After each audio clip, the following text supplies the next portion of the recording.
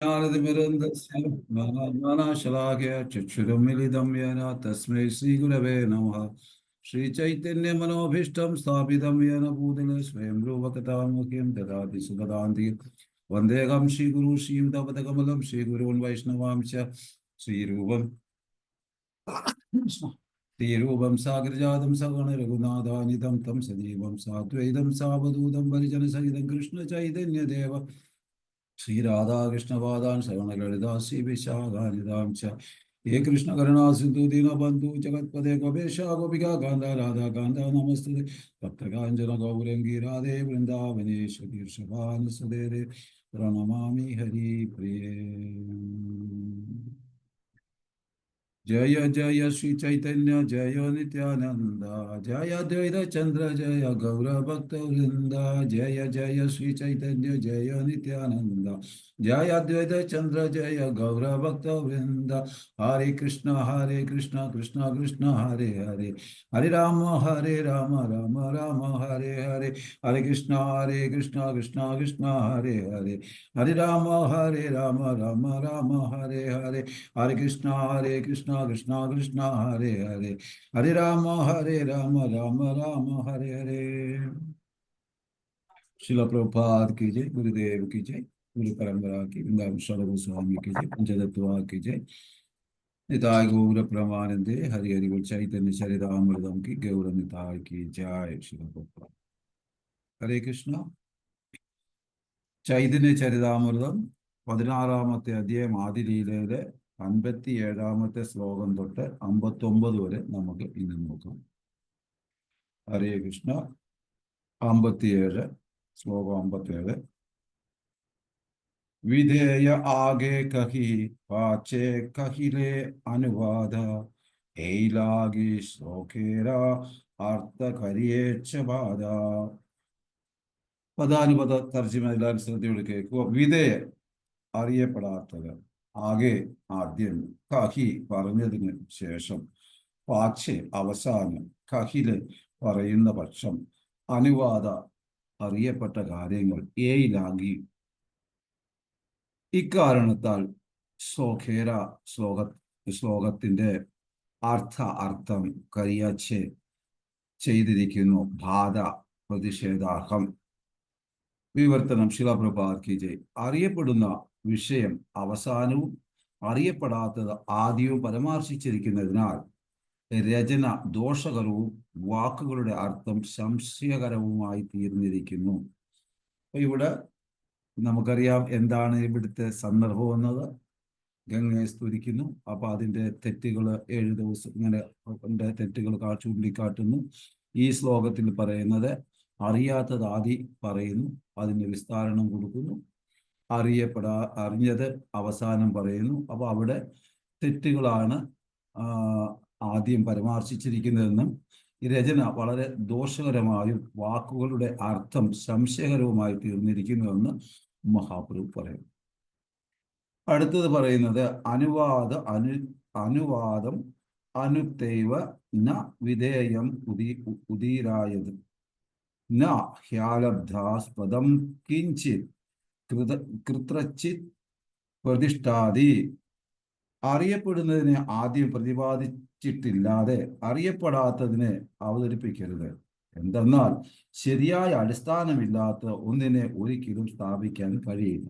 അപ്പൊ മഹാപ്രഭു പറയുന്നത് അറിയാത്തത് ആദ്യം അവതരിച്ചു, അറിയുന്നത് അവസാനം അവതരിപ്പിച്ചു. എന്നാൽ അടിസ്ഥാനമില്ലാത്ത ഒന്നിനും ഒരിക്കലും സ്ഥാപിക്കാൻ കഴിയില്ല. അടിസ്ഥാനമില്ലാത്തത് ശരിയാണെന്ന് സ്ഥാപിക്കാൻ കഴിയില്ല എന്ന് അദ്ദേഹം ഇവിടെ സൂചിപ്പിക്കുന്നു. 59 പറയുന്നു, ദ്വിതീയ ശ്രീലക്ഷ്മി ഇഹാൻ ദ്വിതീയത വിധേയ സമാസേ ഗൗണ ഹൈല ശബ്ദാർത്ഥ ക്ഷയ.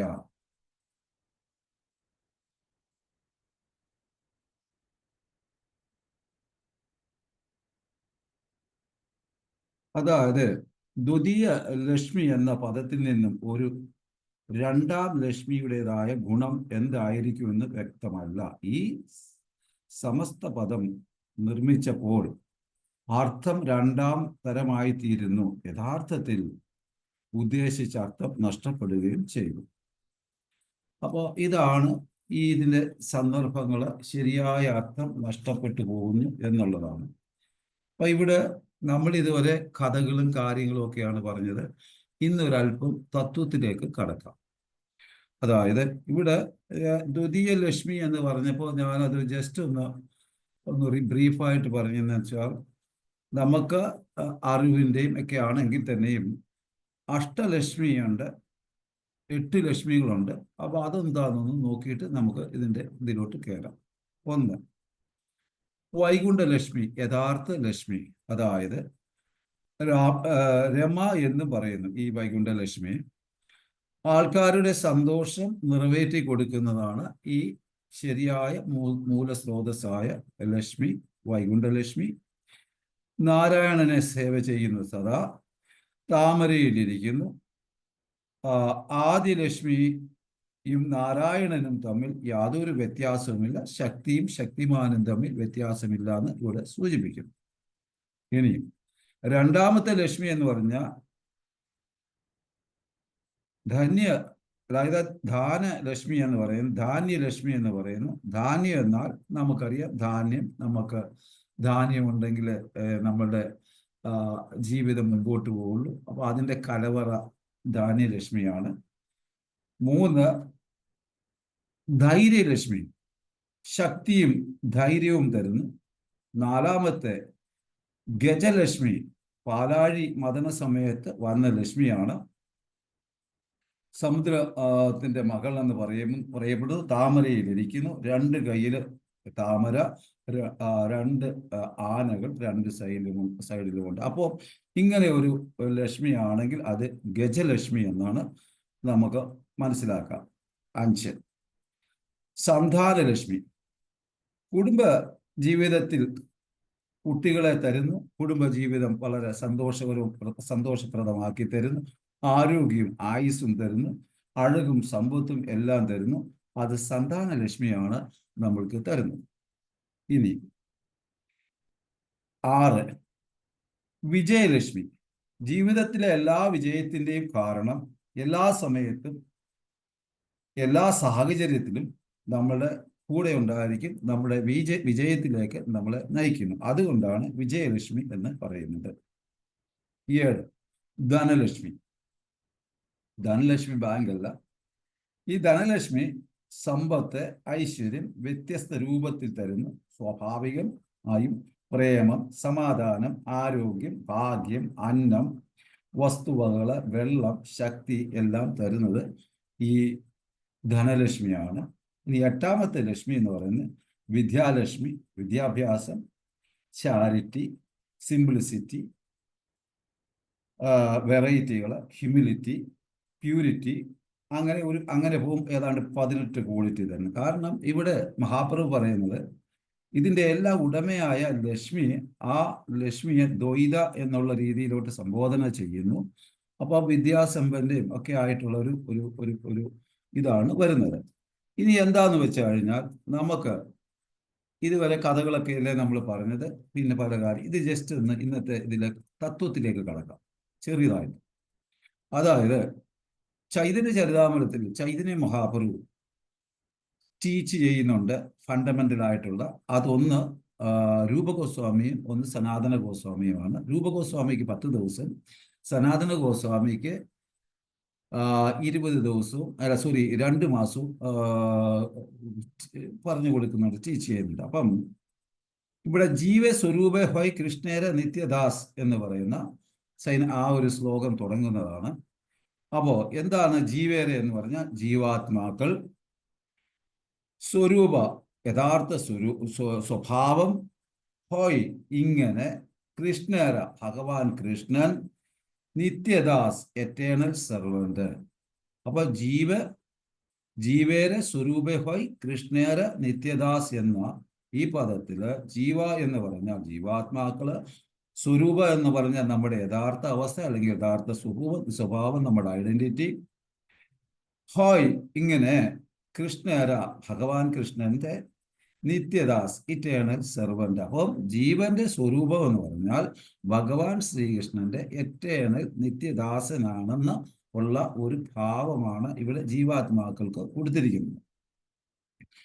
വീണ്ടും കൃഷ്ണേര സ്വരൂപ ആരശക്തി ത്രയജ്ഞാന യന്ത്രഹയ തന്മ നാഹി കൃഷ്ണത്തെ അജ്ഞാന.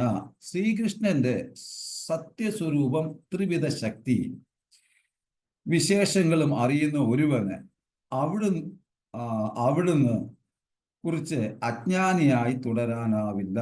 അപ്പം ഏതൊരു വ്യക്തി ഭഗവാൻ ശ്രീകൃഷ്ണന്റെ സത്യസ്വരൂപവും ത്രിവിധ ശക്തി വിശേഷങ്ങളും അറിയുന്ന ഒരു വ്യക്തിക്ക് ഒരിക്കലും തുടർച്ചയായി അജ്ഞാനിയായിട്ട് തുടരുവാൻ സാധിക്കുകയില്ല എന്ന് ഇവിടെ മഹാപ്രഭു പറയുന്നു. കാരണം ലീലകൾ മാത്രമല്ല, തത്വവും വേണം ഭക്തിയിൽ. എന്തുകൊണ്ട് തത്വം വേണമെന്ന് പറഞ്ഞാൽ, ഉദാഹരണം പറഞ്ഞാൽ, നമ്മൾ കോൺക്രീറ്റ് ചെയ്യുമ്പോൾ അവിടെ കമ്പി ഇടുന്നു, കോൺക്രീറ്റ് കമ്പി ഇടുന്നു. കാരണം ആ കോൺക്രീറ്റ് പിടിച്ചു നിൽക്കുന്നത് കമ്പിയിലാണ്. അപ്പൊ തത്വമില്ല എങ്കിൽ അത് വെറും ഒരു മെന്റൽ സ്പെക്കുലേഷനായി മാറും. അപ്പൊ അതുകൊണ്ടാണ് നമ്മുടെ സമ്പ്രദായത്തിൽ, ഏത് സമ്പ്രദായത്തിലായാലും തത്വം വളരെ നിർബന്ധമാണ്. അപ്പൊ പറയുന്നുണ്ട് അവിടുന്ന് കുറിച്ച് അജ്ഞാനിയായി തുടരാനാവില്ല. ലീലകൾ മാത്രമല്ല, തത്വം വേണം. ഭക്തിയിൽ രൂപഗോസ്വാമി 10 ദിവസം മഹാപ്രഭുവിന്റെ അടുക്കൽ നിന്നു പഠിച്ചു. സനാതന ഗോസ്വാമി 2 മാസം പഠിച്ചു. സാർവഭൗമ ഭട്ടാചാര്യർക്ക് 7 ദിവസം മഹാപ്രഭു ഇരുന്ന് കൊടുത്തു. നമുക്കറിയാവുന്നത് ഇവിടെ ഇരിക്കുക, കേൾക്കുക, ഇതാണ് രീതി. അപ്പോൾ ഭക്തിയുത സേവനത്തിൽ അല്ലെങ്കിൽ ഭക്തി മാർഗത്തിൽ മുന്നോട്ട് പോകണമെങ്കിൽ ആദ്യം നമ്മൾ ഇരിക്കുക, ശ്രവണം, അത് കേൾക്കുക. അപ്പൊ ശ്രവണമാണ് ഭക്തിയുടെ ആദ്യത്തെ ഫൗണ്ടേഷൻ. പിന്നെ അത് ഇരുന്ന് കേൾക്കണം, അത് മനസ്സിരുത്തി ശ്രദ്ധയോടെ കേൾക്കുക എന്നുള്ളതാണ് ഇവിടെ തൻ്റെ. അപ്പൊ അങ്ങനെ വരുമ്പോ ഇരിക്കുക, കേൾക്കുക, ഇതാണ് രീതി. കേൾക്കുന്നതിന് ഒരു രീതിയുണ്ട്. സനാതന ഗോസ്വാമി തൻ്റെ താടിയും മുടിയും എല്ലാം ക്ലീനാക്കി. അപ്പൊ അദ്ദേഹം ചാടി വന്നതാണല്ലോ. അപ്പൊ അദ്ദേഹത്തിന്റെ മുടിയും താടിയും എല്ലാം ക്ലീനാക്കി. എന്നാൽ അദ്ദേഹത്തിന്റെ സർവ്വ ഇതും പഴയ ഇത് എല്ലാം എടുത്ത് കളഞ്ഞിട്ട് ക്ലിയറായി. അപ്പൊ അവസാനം അദ്ദേഹത്തിന് മഹാപ്രഭുവിനെ കാണുമ്പോൾ അദ്ദേഹം ഒരു കാര്യം മാത്രം കളഞ്ഞില്ല. നല്ലൊരു വില കൊടുപ്പുള്ള പഴയ ഒരു ആദ്യ തൊട്ട് ഉപയോഗിച്ചിരുന്ന ഒരു ബ്ലാങ്കറ്റ് അദ്ദേഹം പുതച്ചിരുന്നു. അപ്പൊ മഹാപ്രഭു സനാതന ഗോസ്വാമിയോട് പറഞ്ഞു, സനാതന, നീ എല്ലാം ഉപേക്ഷിച്ചു എന്ന് പറയുന്നു, പക്ഷേ നിനക്ക് ഇപ്പോഴും അറ്റാച്ച്മെന്റ് ആണ്. എന്താണെന്ന് വെച്ചാൽ നീ ബ്ലാങ്കറ്റിനോട്ട് അറ്റാച്ച്മെന്റ് ആയല്ലോ എന്ന്. അപ്പൊ തന്നെ അദ്ദേഹം അതും എടുത്തു കളഞ്ഞു. ഇപ്പം മെന്റലി പ്രിപ്പയർ ആകുമ്പോൾ ഫിസിക്കലി കാണാൻ കഴിയും. സാധാരണ ശ്രവണത്തിന് ഇവിടെ തരുന്ന പാഠം ഹമ്പിളായി വേണം ശ്രവിക്കാൻ.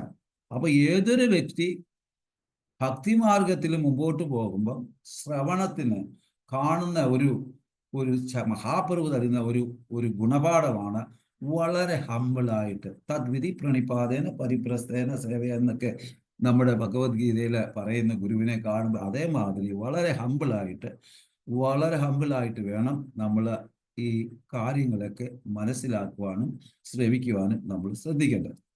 ഇവിടെ പ്രഭാഷകന്റെ മൂഡ് ലളിതമായിരിക്കുകയും വേണം. ലാളിത്യം പ്രഭാഷകനും വേണം, കേൾക്കുന്ന ആളിനും വേണം. ഭാഗവതം പറയുന്നുണ്ട്, വ്യാസാസനത്തിൽ ഇരിക്കുന്ന ആളിനൊരു ക്വാളിറ്റി വേണം, അതുപോലെ ശ്രവിക്കുന്ന ആളിന് ഒരു ക്വാളിറ്റി വേണം. രണ്ടാൾക്കും ക്വാളിറ്റി ഉണ്ടെങ്കിൽ മാത്രമേ ആ വ്യാസാസനത്തിലിരിക്കുന്ന പ്രഭാഷകൻ പറയുന്നത് ശ്രവണത്തിലിരിക്കുന്ന ശ്രോതാവിന്റെ ഹൃദയത്തിലോട്ട് യഥാർത്ഥ അർത്ഥം കയറുകയുള്ളൂ. ഇവിടെ രണ്ടാൾക്കും ലാളിത്യം വളരെ നിർബന്ധമാണ്, ശ്രോതാവിനും പ്രഭാഷകനും. അതായത് ഞാൻ ഗുരുതത്വത്തിന്റെ പ്രിൻസിപ്പിൾ പിന്തുടരാൻ ബാധ്യസ്ഥൻ ആണ് എന്നുള്ള ബോധം പ്രഭാഷകന് വേണം. കാരണം ഞാൻ വ്യാസാസനത്തിലിരിക്കുമ്പോൾ വ്യാസദേവന്റെ പ്രതിനിധിയാണ്. ശ്രോതാവും അങ്ങനെ വ്യാസദേവന്റെ പ്രതിനിധിയായിട്ട് വേണം വ്യാസാസനത്തിലിരിക്കുന്ന സമയത്ത് അദ്ദേഹത്തെ കാണുവാൻ. എത്ര വലിയ സുഹൃത്തുക്കളാണേലും ആ ഒരു രീതി വേണം ഇവർ രണ്ടുപേരും കാണാൻ, അങ്ങോട്ടും ഇങ്ങോട്ടും. നമുക്കറിയാം സനാതന ഗോസ്വാമി ഭഗവാന്റെ ഇറ്റേണൽ സഖ ആണ്. എന്നാൽ നമുക്ക് കാണിച്ചു തരുന്നതാണ് എങ്ങനെ ഒരു വ്യക്തി ഹമ്പിളാകണം എന്ന്.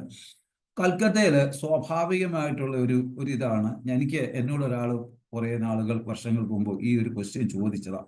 അന്ന് എനിക്ക് അതിൻ്റെ അർത്ഥം അറിയില്ലായിരുന്നു. കാരണം എന്തുകൊണ്ട് ചൈതന്യ ചരിതാമൃതം നമ്മൾ പഠിക്കുമ്പോൾ അറിയാം, പുൽക്കൊടി കടിച്ചു പിടിച്ചുകൊണ്ട് ആ സാഷ്ടാംഗ പ്രണാമം ചെയ്യുന്നുവെന്ന്. അത് എന്തുകൊണ്ട്?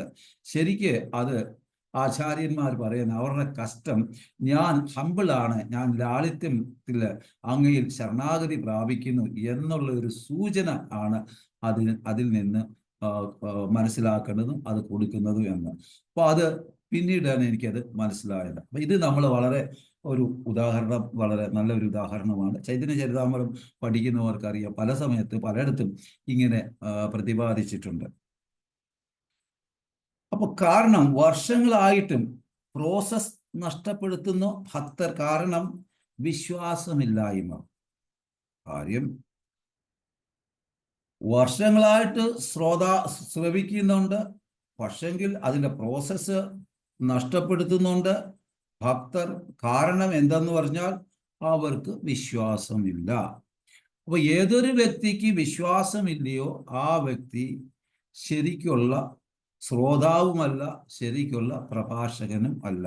കാരണം വിശ്വാസം വരുമ്പോഴേ ദൃഢത വരൂ, വിശ്വാസം വരുമ്പോഴേ സിംപ്ലിസിറ്റി വരൂ, വിശ്വാസം വരുമ്പോഴേ ലാളിത്യം വരൂ, വിശ്വാസം വരുമ്പോഴേ കരുണ വരൂ, വിശ്വാസം വരുമ്പോഴേ ഉണർവുണ്ടാകൂ, വിശ്വാസം വരുമ്പോഴേ ഉഷാറാകൂ.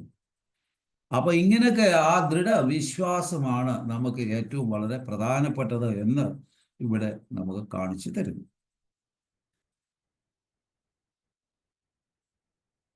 അപ്പോ ഇവിടെ പ്രഭാതിന്റെ ബുക്ക് കൂടുതൽ പഠിക്കണം, കൂടുതൽ ശ്രവിക്കണം, കൂടുതൽ നമുക്ക് ജപിക്കണം.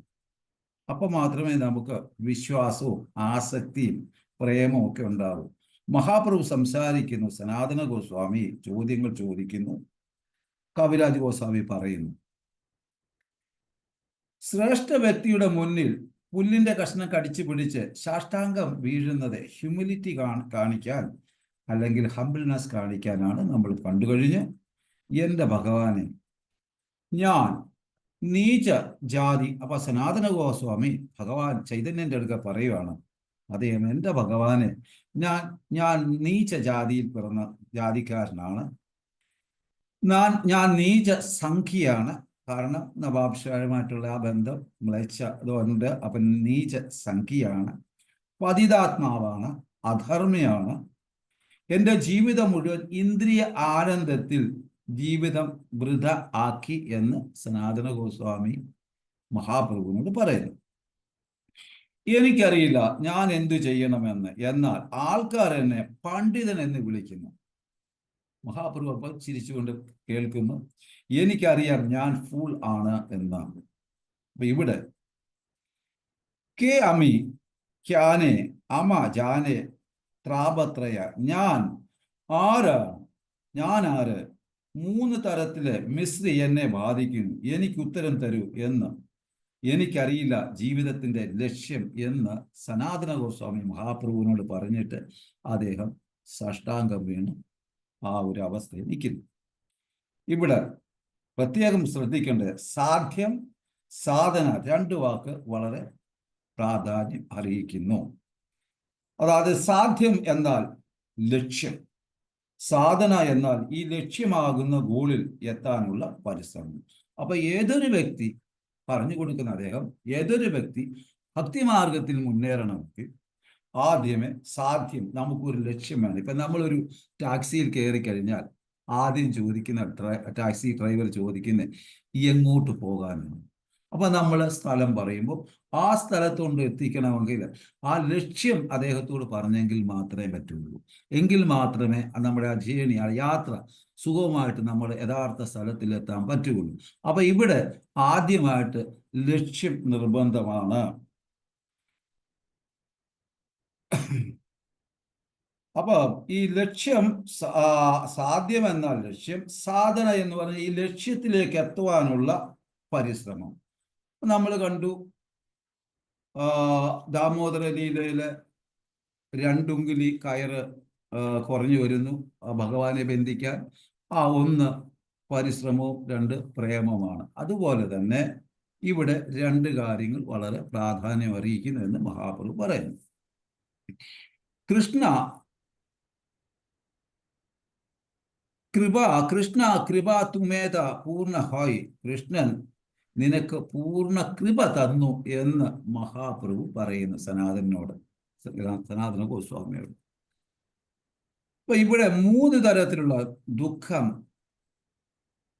നിന്നെ ബാധിക്കില്ല എന്ന് അദ്ദേഹം വീണ്ടും പറയുന്നു. അറിയാമെങ്കിലും ശ്രേഷ്ഠരോട് ആരായുന്ന സാധുവിന്റെ സ്വഭാവമാണ്. അപ്പോൾ ഒരു സാധുവിന്റെ, ഒരു ശരിയായ ഭക്തന്റെ സ്വഭാവം ഞാൻ മനസ്സിലാക്കിയത് ശരിയാണോ എന്ന് ഒന്ന് ക്ലാരിഫൈ ചെയ്യുവാൻ വേണ്ടി, ഒന്ന് ദൃഢത വരുത്തുവാൻ വേണ്ടി വരിഷ്ഠ ഭക്തരോടോ അല്ലെങ്കിൽ ശ്രേഷ്ഠരായ വ്യക്തികളോടോ ചോദിച്ച് അത് ബോധ്യം വരുത്തേണ്ട ഒരു ശരിയായ ഭക്തന്റെ ഒരു ലക്ഷണമാണെന്ന് മഹാപ്രഭു ഇവിടെ പറഞ്ഞു തരുന്നു. അപ്പൊ അതാണ് ഇവിടെ സനാതന ഗോസ്വാമി ചെയ്യുന്നത്. അപ്പൊ ഇത് സാധുവിന്റെ സ്വഭാവമാണെന്നാണ് പറയുന്നത്. ഇനി നമ്മുടെ ഐഡന്റിറ്റി എന്ത്? അടുത്ത ക്വസ്റ്റ്യൻ. ആത്മീയത സാധാരണയായി പറയുന്നു സേവ, ഭക്തിയോഗ, വ്യത്യസ്ത ഉത്തരം തരുന്നു. എന്നാൽ പ്രോസസ് ഓഫ് റിസീവിംഗ് അവർ original nature which is beyond this material body എന്ന് വെച്ചാൽ 3 ചോദ്യം തരുന്നു ആത്മീയത. 1 നമ്മുടെ ഐഡന്റിറ്റി, 1 2 എന്തിനെ അടിസ്ഥാനമാക്കി സ്ഥിതി ചെയ്യുന്നു ഐഡന്റിറ്റി, 3 ഒരാൾക്ക് എങ്ങനെ കിട്ടും ഇത് 3. ചോദിക്കുന്നു നമ്മുടെ ഐഡന്റിറ്റി എന്താണ്, എന്തിനെ അടിസ്ഥാനമാക്കി സ്ഥിതി ചെയ്യുന്നു ഈ ഐഡന്റിറ്റി, ഒരാൾക്ക് എങ്ങനെ കിട്ടും ഇത് 3. കൃഷ്ണാവബോധം ആത്മീയതയും തമ്മിൽ വ്യത്യാസം ഇല്ല. കൃഷ്ണാവബോധവും ആത്മീയതയും തമ്മിൽ യാതൊരു വ്യത്യാസവും ഇല്ല. ജീവാത്മാക്കൾ ഇറ്റേണൽ സെർവന്റ് ഓഫ് കൃഷ്ണ ആണ്. അപ്പം ഭഗവാന്റെ ഇറ്റേണൽ സെർവന്റ് ആണ് ജീവാത്മാക്കൾ. കൃഷ്ണേര ഘടകശക്തി ഭേദ പ്രകാശ് എന്ന് വെച്ചാൽ നമ്മൾ കൃഷ്ണന്റെ മാർജിനൽ എനർജി, നമ്മൾ ഭഗവാന്റെ അംശം, സൂര്യാംശം, സൂര്യനിൽ നിന്ന് വരുന്ന കിരണം മാതിരി. ജായിച്ചേ അഗ്നി ജ്വാലാഛയി, സൂര്യന്റെ കിരണം, അഗ്നിയുടെ സ്ഫുലിംഗം, ഇത് മാതിരി ഭഗവാന്റെ ഒരു അംശമാണ് നമ്മൾ. എപ്രകാരം സൂര്യപ്രകാശം സൂര്യനും തമ്മിലുള്ള യാതൊരു വ്യത്യാസവുമില്ല, സൂര്യനിൽ നിന്ന് വരുന്നതാണ് സൂര്യപ്രകാശം. അതേപോലെ ഒരു അഗ്നിയിൽ നിന്ന് വരുന്നതാണ് അഗ്നിയുടെ സ്ഫുലിംഗം. അപ്പോൾ ആ അഗ്നിയുമായിട്ട് ചേരുമ്പോഴും സൂര്യകിരണം ആ അഗ്നിയുടെ സ്ഫുലിംഗം അഗ്നിയുമായിട്ട് ചേരുമ്പോഴാണ് യഥാർത്ഥ സംബന്ധം സ്ഥാപിക്കുന്നത്.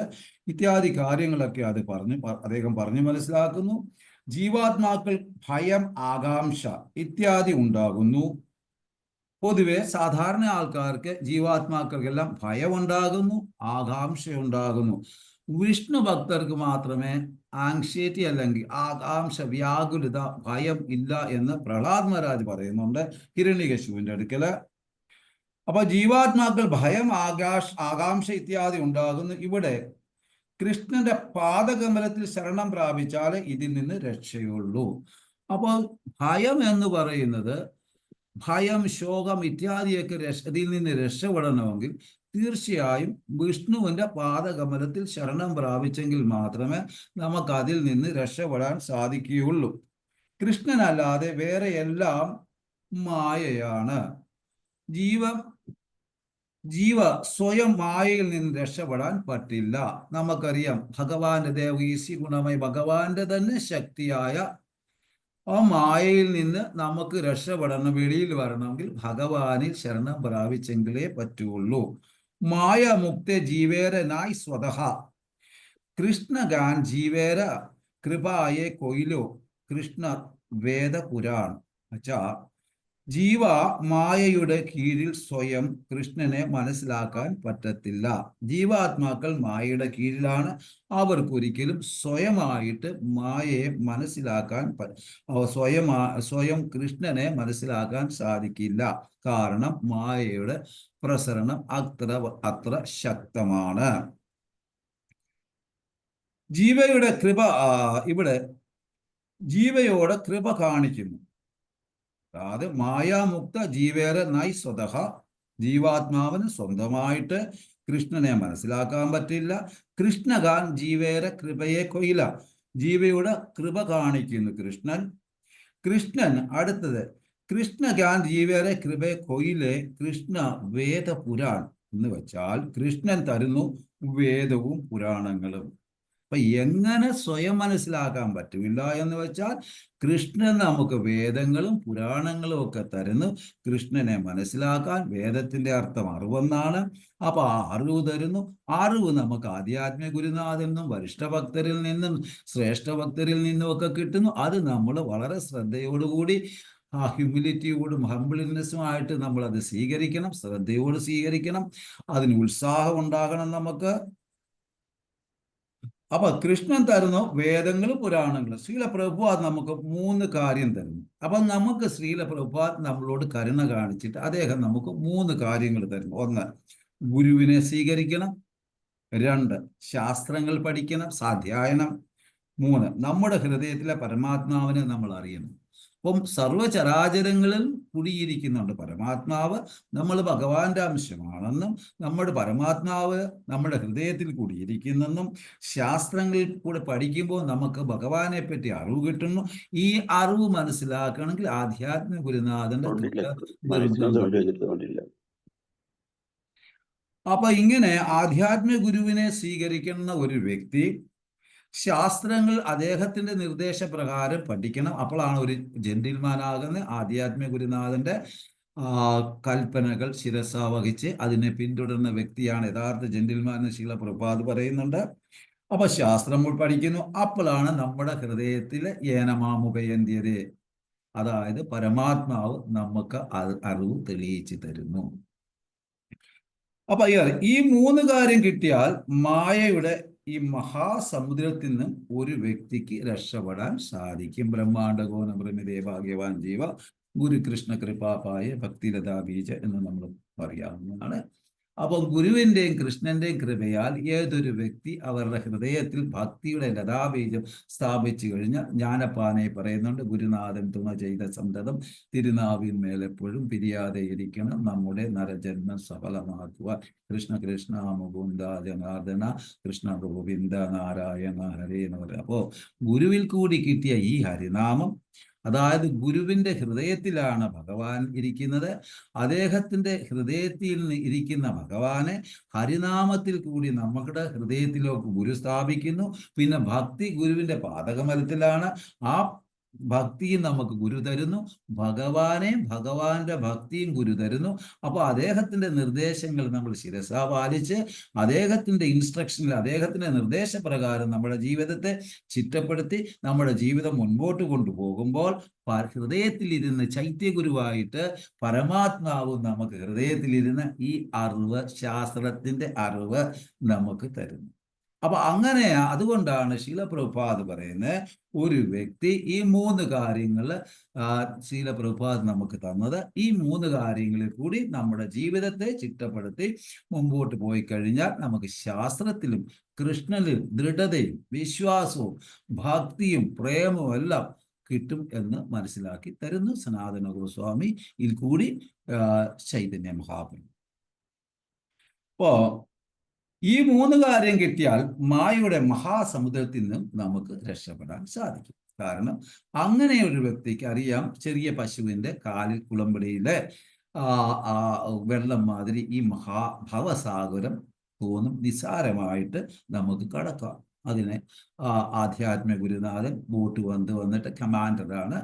അത് വാർഫീൽഡ്. നമ്മൾ 365 ദിവസവും നമ്മൾ യുദ്ധം ചെയ്യുകയാണ് ആരുമായിട്ട്? മായയുമായിട്ട്. അപ്പോൾ ആ യുദ്ധം ചെയ്യുമ്പോൾ നമുക്ക് ഒറ്റയ്ക്ക് യുദ്ധം ചെയ്യാൻ പറ്റില്ല, ഒരു കമാൻഡർ വേണം നമുക്ക് മാർഗനിർദ്ദേശങ്ങൾ തരാനും, ഇതുവഴി ജീവിക്കും, ഇങ്ങനെ പോകും അങ്ങനെ പോകുന്ന. അപ്പോൾ അദ്ദേഹമാണ് ആധ്യാത്മിക ഗുരുനാഥൻ.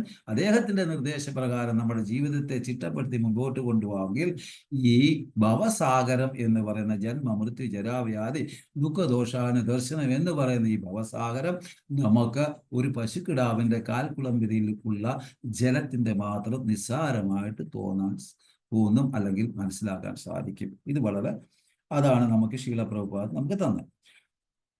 പരമാത്മാ നമ്മുടെ ഹൃദയത്തിൽ ഇരുന്ന് നമ്മളെ നിയന്ത്രിക്കും, നിർദ്ദേശങ്ങൾ തരും. ഭഗവാന്റെ കരുണയാൽ നമുക്ക് വേദവ്യാസൻ ശാസ്ത്രങ്ങൾ തന്നു. അപ്പൊ ആരുടെ കൃപയാലാണ്?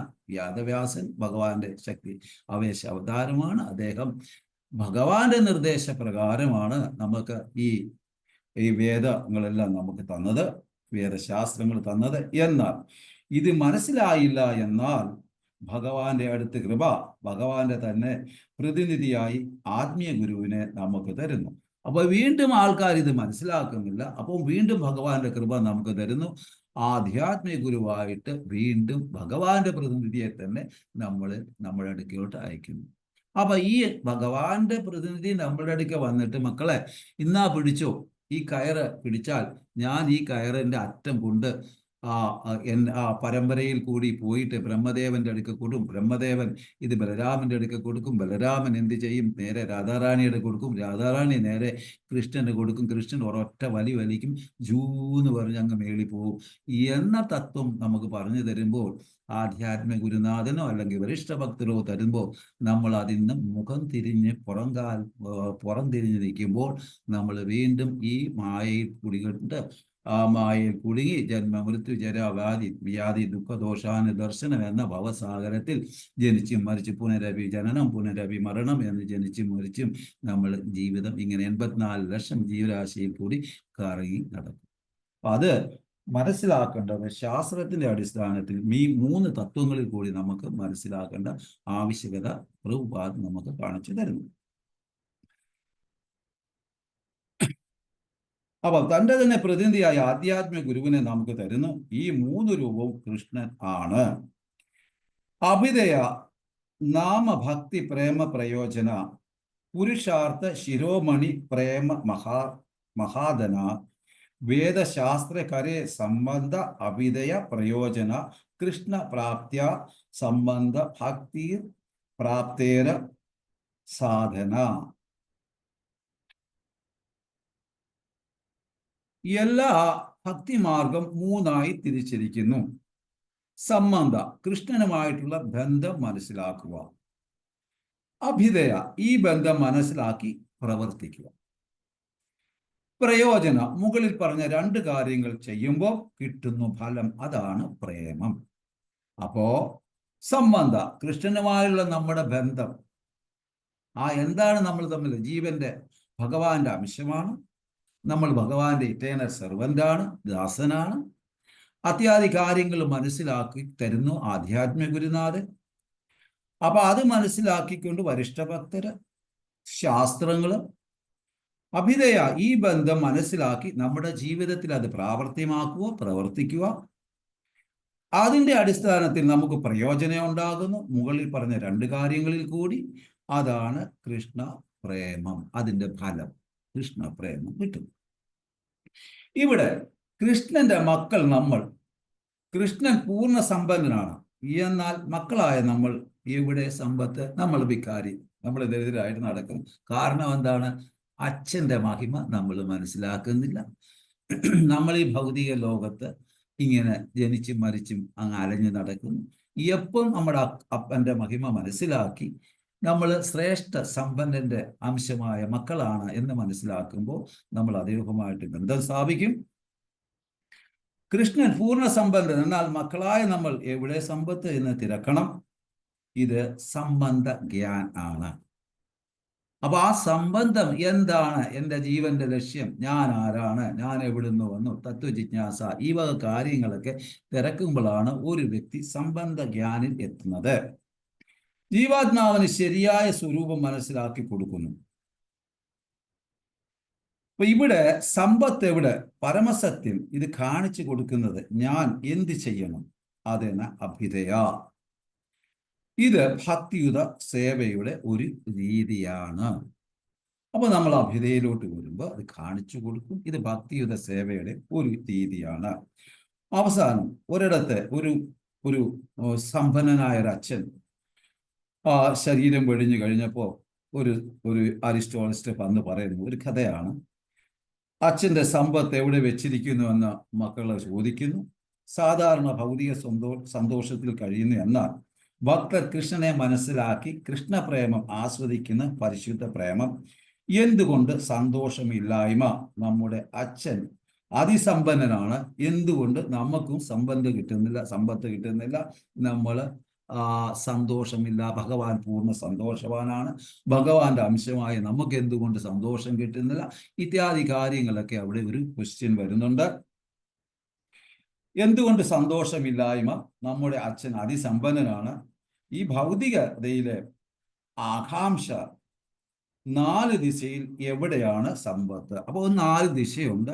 ഇതില് എവിടെയാണ്? ഉദാഹരണം സഹിതം പറയുന്നത് എന്താന്ന് വെച്ചാൽ, ജ്യോതിഷി പറയുന്നു സൗത്ത് നോക്കരുത്, കാരണം വിഷസർപ്പങ്ങളുണ്ട്, കൊത്തും.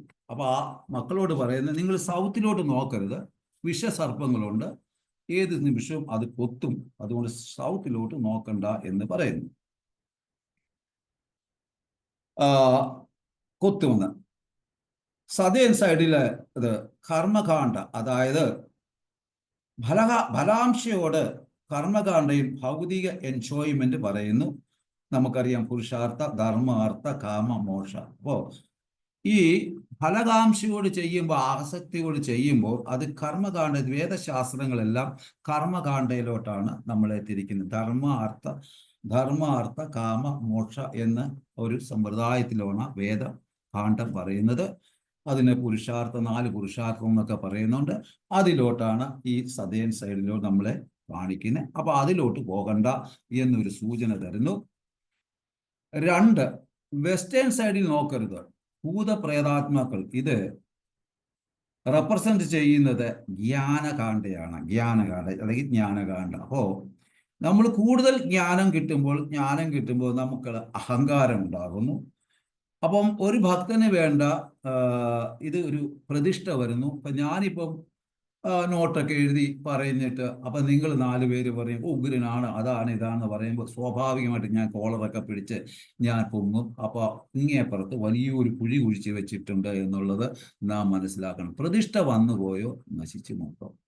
അപ്പൊ അവിടെ ഒരിക്കലും നമ്മൾ ഛർദ്ദിക്കുകയാണ് ചെയ്യുന്നത്. അങ്ങനെ ഒരു ചിന്ത വരുമ്പോൾ നമുക്ക് പ്രതിഷ്ഠ ഉണ്ടാകുകയില്ല.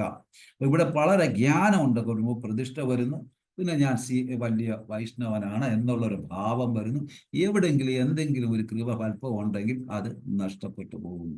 അതുകൊണ്ട് ഒരു ഭക്തന്റെ ഏറ്റവും വലിയ ക്വാളിറ്റി എന്ന് പറയുന്നത് ആ വ്യക്തിയുടെ ഹ്യൂമിലിറ്റിയാണ്. ഹ്യൂമിലിറ്റി ഉണ്ടെങ്കിൽ മാത്രമേ ചൈതന്യ മഹാപ്രഭു പറഞ്ഞ ശിഷ്ടാഷ്ടകത്തില് നമുക്ക് മുമ്പോട്ട് പോകാൻ നീന്തിക്കടിക്കാൻ പറ്റുള്ളൂ.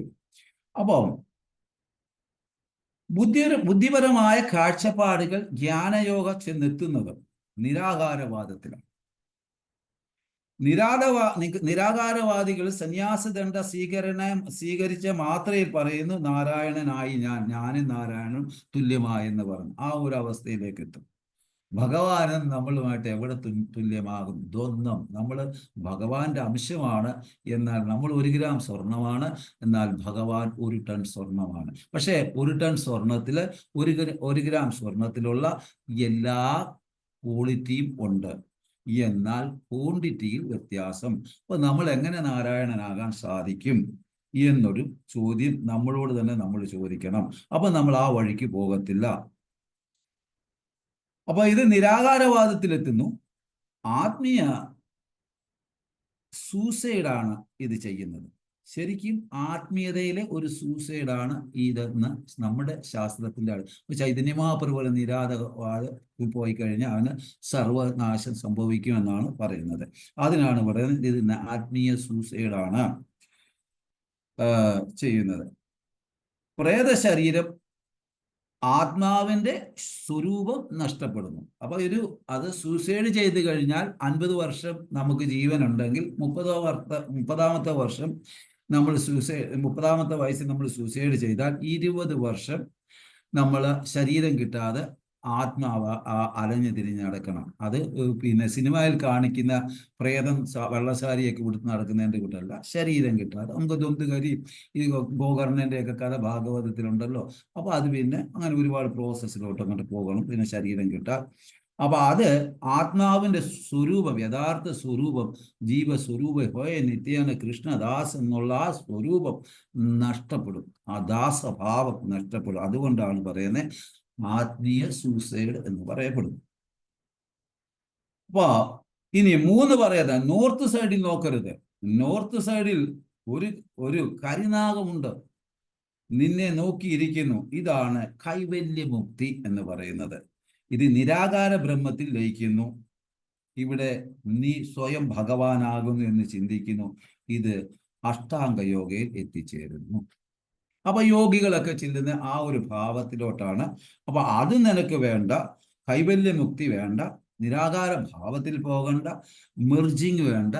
അപ്പൊ അതുകൊണ്ട് നീ ആ ഭാഗത്തോട്ട് നോർത്ത് സൈഡിലോട്ട് തിരിഞ്ഞു നോക്കരുത്. നാലാമത് പറയുന്നത് ഈസ്റ്റേൺ സൈഡിൽ നിന്ന് നീതി കിട്ടും. അപ്പൊ നിനക്ക് ഈസ്റ്റേൺ സൈഡിൽ നിന്നാണ് നീതി കിട്ടുന്നതെന്ന് പറയുന്നു. അതെന്താണ്? ഈ നീതിക്ക് ഭക്തി യോഗ എന്ന് പറയുന്നു.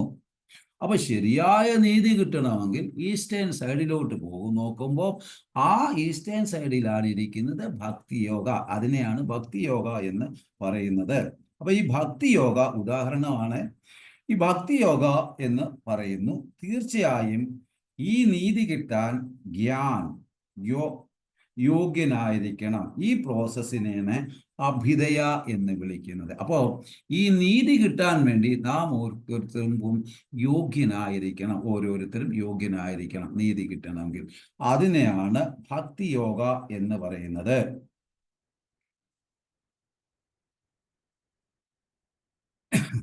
ഈ പ്രോസസ്സിനെ അഭിദയ എന്ന് വിളിക്കുന്നു, ഭക്തി യോഗയെ. ഇനി അഭിദയ എന്നാൽ ശരിയായ ദിശ തിരഞ്ഞെടുക്കുക, മനസ്സിലാക്കുക. അപ്പൊ എന്താണ് അഭിദയ? നമ്മൾ ഈ കഥയിൽ നിന്ന് മനസ്സിലാക്കുന്നു. ശരിയായ ദിശയിൽ നിന്ന് ശരിയായതിനെ തിരഞ്ഞെടുക്കുക, എന്നിട്ട് അത് മനസ്സിലാക്കുക. ഭക്തിയോഗ റിയൽ പ്രോസസ്. ഇവിടെ ഭക്തി തുടർന്ന് നീതി നമുക്ക് തിരഞ്ഞെടുക്കാം, നമുക്ക് നീതി കിട്ടുകയും ചെയ്യും. കാരണം ഇത് റിയൽ പ്രോസസ്സാണ്. ഭക്തി തുടങ്ങൂ, തിരഞ്ഞെടുക്കൂ ഭക്തിയോഗ. അപ്പൊ അവിടെ നമുക്ക് നീതി കിട്ടും. ഇതാണ് അഭിദയ. ശരിയായതിനെ ശരിയായ ദിശ തിരഞ്ഞെടുക്കുക, മനസ്സിലാക്കുക. ഇനി അവസാനം നീതി കിട്ടി, എൻജോയ് ചെയ്യുന്ന ഇതിനെ പ്രയോജന എന്ന് പറയുന്നു. അവസാനം നമുക്ക് നീതി കിട്ടി, എന്നാൽ അത് നമ്മൾ എൻജോയ് ചെയ്യുന്നു. ഇതാണ് പ്രയോജന. ആത്മീയ ബ്ലിസ്, കൃഷ്ണാവബോധത്തിൽ കൃഷ്ണപ്രേമം കിട്ടുന്നു. അതാണ് പ്രയോജനം. ആത്മീയമായിട്ട് നമ്മൾ സന്തോഷിക്കുന്നു. അപ്പോൾ നമ്മൾ സന്തോഷിക്കുമ്പോൾ, അതായത് അതായത് ശ്രേഷ്ഠമായുമായിട്ടൊരു ആസക്തി ഉണ്ടാകുമ്പോൾ താഴ്ന്നതിനോട് ആസക്തി ഉണ്ടാകുകയില്ല. അപ്പം നമ്മൾ ശ്രേഷ്ഠമായ ഭഗവാന്റെ ഭക്തിയുത സേവനത്തിൽ നമുക്ക് കൂടുതൽ ആസക്തി വരുമ്പോൾ അതാണ് യഥാർത്ഥ ആസക്തി. അപ്പൊ താഴ്ന്ന തരത്തിലുള്ള ആസ്വാദനത്തെയോ ആസക്തിയോ നമുക്ക് വലിയ കാര്യമാകുന്ന ഹയർ ടേസ്റ്റ് കിട്ടിക്കഴിഞ്ഞാൽ ലോവർ ടേസ്റ്റിനോട് താല്പര്യം വരില്ല എന്ന് ശാസ്ത്രം പറയാനുള്ള കാരണം ഇതാണ്.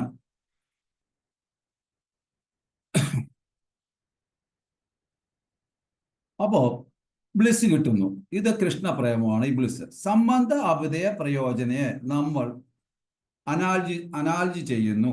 കാരണം കൃഷ്ണപ്രേമയിൽ എൻജോയ് ചെയ്യുക, നമ്മുടെ ഐഡന്റിറ്റി, നമ്മുടെ ലക്ഷ്യം, നമ്മുടെ ബന്ധം, പരിണിത ഫലം കൃഷ്ണപ്രേമം. അപ്പൊ നമ്മൾ കൃഷ്ണപ്രേമത്തിൽ എൻജോയ് ചെയ്യുമ്പോൾ നമ്മുടെ ഐഡന്റിറ്റി മനസ്സിലാകും, നമ്മുടെ ലക്ഷ്യം, നമുക്ക് ഗോൾ ഉണ്ടാകുന്നു, നമ്മൾ ഭഗവാനുമായിട്ട് ബന്ധം സ്ഥാപിക്കുന്നു. പരിണിത ഫലം എന്ത് കിട്ടുന്നു? കൃഷ്ണപ്രേമം കിട്ടുന്നു. ഇതിനു വേണ്ടിയാണ് നാം എല്ലാവരും കിടന്ന് കഷ്ടപ്പെടുന്നത് ഇവിടെ. അപ്പോൾ ഇതെല്ലാം തരുന്നത് ഗൗഡിയ സമ്പ്രദായം പറയുന്നത് ഒരേ ഈശ്വരനാണ്, അതാണ് കൃഷ്ണൻ. അപ്പം ഗൗരംഗനെ ഭജിച്ചാൽ സർവ അവതാരത്തിന്റെയും കൃപ കിട്ടുന്നു. അതുകൊണ്ടാണ് അപ്പൊ നമുക്കിതെല്ലാം കിട്ടണമെങ്കിൽ കഴിഞ്ഞ ജന്മത്തിന്റെ സംസ്കാരം വേണം. അപ്പോഴാണ് ജ്ഞാനബീജ കിട്ടുന്നത്, ഭക്തി ബീജ കിട്ടുന്നത്, യോഗ ബീജ കിട്ടുന്നുണ്ട്, കർമ്മബീജ കിട്ടുന്നുണ്ട്. ഭാഗ്യവാൻ ഭക്തി ബീജയിൽ ആകർഷിക്കുന്നു. അപ്പൊ നമ്മളുടെ കഴിഞ്ഞ ജന്മങ്ങളിലൊക്കെ നമുക്ക് കിട്ടിയിട്ടുള്ള അല്ലെങ്കിൽ അജ്ഞാത സുഹൃതം അത് എല്ലാവർക്കും കിട്ടത്തില്ല. അപ്പൊ കഴിഞ്ഞ ജന്മങ്ങളിലൊക്കെ കിട്ടിയിട്ടുള്ള ആ നല്ല കർമ്മങ്ങളെയൊക്കെ പരിണിത ഫലമായിട്ടാണ് നമുക്ക് ഈ ബീജങ്ങളെല്ലാം കിട്ടുന്നത്. അപ്പൊ ഇവിടെ ഗൗഡീയ സമ്പ്രദായത്തിൽ നമ്മൾ വന്നത് തന്നെ നമ്മുടെ എല്ലാം കഴിഞ്ഞ ജന്മങ്ങളിലുള്ള സുഹൃതിയുടെ പരിണിത ഫലമായിട്ടാണ്. അല്ലെങ്കിൽ ഈ സമ്പ്രദായത്തിൽ നാം ഓരോരുത്തരും വരില്ല. ഒരേ ഒരു ഈശ്വരൻ, അത് കൃഷ്ണനാണ്. ഗൗരംഗനെ ഭജിച്ചാൽ സർവ അവതാരത്തിന്റെയും കൃപ നമുക്ക് കിട്ടുന്നു. എന്നാൽ ഗൗഡീയ സമ്പ്രദായത്തിൽ കൂടി അമല ഭക്തി, കേവല ഭക്തി, ഉത്തമ ഭക്തി, ഇതിന്റെ ഫലം എന്ത്? പ്രേമത്തിൽ ഫലം മനസ്സിലാക്കി തരുന്നു. പ്രേമത്തിന്റെ ഫലം. അപ്പൊ നമുക്ക് അമലഭക്തിയിൽ കൂടിയും കേവല ഭക്തിയിൽ കൂടിയും ഉത്തമ ഭക്തിയിൽ കൂടിയും ഇതിന്റെ എല്ലാം പരിണിത ഫലം എന്തെന്ന് വെച്ചാൽ പ്രേമത്തിന്റെ ഫലം മനസ്സിലാക്കി തരുന്ന ഈ ഗൗഡീയ സമ്പ്രദായത്തിൽ അതാണ് സ്നേഹം. അതാണ് ആ ചൈതന്യ ചരിതാമൃതം നമ്മളെ പഠിപ്പിച്ചു തരുന്നത്. പ്രേമം. ഒരാൾ ഒറ്റയ്ക്ക് പ്രേമിക്കാൻ പറ്റത്തില്ല. ഒരാളൂടെ വേണം, അല്ലെങ്കിൽ ഒന്നിൽ കൂടുതൽ ആൾക്കാർ വേണം. എങ്കിൽ മാത്രമേ ആ പ്രേമം ആസ്വദിക്കാൻ പറ്റുകയുള്ളൂ. അപ്പൊ കൃഷ്ണനിൽ വിശേഷ ഗുണ എന്ത്? ശ്രീമതി രാധാറാണിയെ ആകർഷണം ചെയ്യുന്നു. എങ്ങനെ? കൃഷ്ണചന്ദ്രനേക്കാളും അധിക ഗുണം ശ്രീമതി രാധാറാണിക്കാണ്. ചൈതന്യ ചരിതാമൃതം പഠിക്കുന്ന ഓരോ പഠിതാത്മാക്കളും ഇത് മനസ്സിലാക്കണം. കാരണം ആരാണ് ചൈതന്യൻ? ആരാണ് നിത്യാനന്ദൻ? ആരാണ് പഞ്ചതത്വാക്കൾ? ആരാണ് അദ്ദേഹത്തിന്റെ പാർഷദർ? കൃഷ്ണലീലയും ചൈതന്യലീലയും രാമലീലയും പരസ്പരം കൂർത്തിണക്കി അത് ആസ്വദിക്കുമ്പോൾ മാത്രമേ ആ ലീലാരസം നമുക്ക് ആസ്വദിക്കാൻ സാധിക്കുകയുള്ളൂ. അപ്പൊ ഇവിടെ കൃഷ്ണനെ ആസ്വദിപ്പിക്കുന്നതാണ്. അതായത് മദന മോഹിനി. മദനമോഹൻ എന്ന് പറഞ്ഞാൽ കന്ദർപ്പ കോടി കമനീയ വിശേഷ ശോഭം. കോടാനുകോടി കാമദേവന്മാരെ വെല്ലുന്ന സൗന്ദര്യമുള്ളവൻ, കാമദേവന്മാരെ മോഹിപ്പിക്കുന്നവനുമായ കൃഷ്ണനെ മദനമോഹന മോഹിനിയായ രാധാറാണി കൃഷ്ണനെ മോഹിപ്പിക്കുന്നു. അതുകൊണ്ടാണ് മദനമോഹന മോഹിനി എന്ന് രാധാമാതയ്ക്ക് പേര് വന്നത്. അപ്പൊ അങ്ങനെയുള്ള കൃഷ്ണനെ മോഹിപ്പിക്കുന്നവളാണ് ശ്രീമതി രാധാറാണി. അതാണ് ഗൗഡീയ സമ്പ്രദായം. കൃഷ്ണചന്ദ്രനെ പ്രേമത്തിൽ കൂടി രാധാറാണിയുടെ ഹൃദയത്തിലെ അനുഭവം വരുന്നത് മനസ്സിലാക്കുന്നു. കൃഷ്ണചന്ദ്രൻ തൻ്റെ പ്രേമത്തിൽ കൂടി രാധാറാണിയുടെ ഹൃദയത്തിൽ എന്താണ് അനുഭവം ഉണ്ടാകുന്നത്, ആസ്വദിക്കുന്നത്, അത് മനസ്സിലാക്കാനാണ് അദ്ദേഹം വരുന്നത്. അനുഭവം. ഈ 3 കാര്യം അറിയാൻ സച്ചിനന്ദൻ കലിയുഗത്തിൽ അവതരിച്ചു. ഗൗഡീയ സമ്പ്രദായത്തിൽ ഗോപികളെ പ്രേമസ്വരൂപമായി കാണുന്നു. ഗൗഡിയരുടെ ഭാഷം ഭഗവത് ഭക്തിയുത സേവയിൽ കൂടി പ്രേമം നേടാൻ പരിശ്രമിക്കുക എന്നുള്ളതാണ്.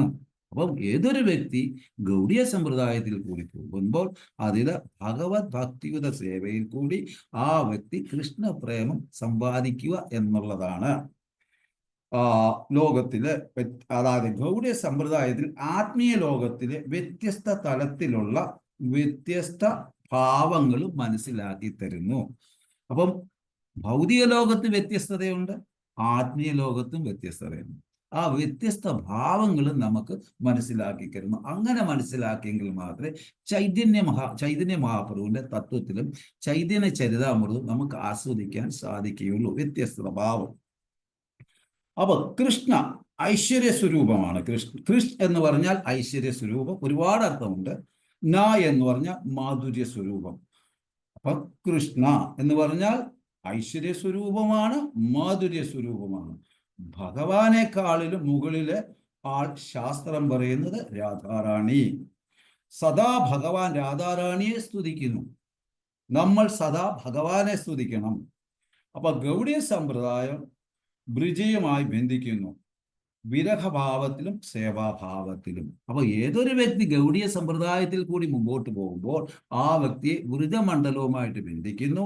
അപ്പൊ ഏതൊക്കെ? വിരഹഭാവത്തിലും സേവാഭാവത്തിൽ കൂടി നമ്മുടെ ജീവിതത്തെ ബന്ധപ്പെടുത്തുമ്പോൾ നമ്മൾ ഭഗവാന്റെ കൃഷ്ണ പ്രേമത്തിന്റെ ഒരു തുള്ളിയെങ്കിലും കിട്ടിയ. അതുകൊണ്ടാണ് ചൈതന്യ മഹാപ്രഭു പറയുന്നത്, അല്ലയോ ഉദ്ധവ, നീ പറയുന്നു ഉദ്ധവ, കാരണം ഭഗവാൻ കൃഷ്ണൻ പറയുന്നു, ഉദ്ധവ, ഈ യോഗികളോ ജ്ഞാനികളോ മഹാസമുദ്രൻ മാതിരി കൂട്ടിയാലും എൻ്റെ ഭക്തന്മാർ ചെയ്യുന്ന ഭക്തിയുത സേവനത്തിന്റെ ഒരു തുള്ളിക്ക് തുല്യമല്ല അവരുടെ ഒന്നും ഭക്തി എന്ന് ഭഗവാൻ ശ്രീകൃഷ്ണൻ പറയും. നോക്കി, അതാണ് ഇവിടെ സൂചിപ്പിക്കുന്നത്. ഹരേ കൃഷ്ണ.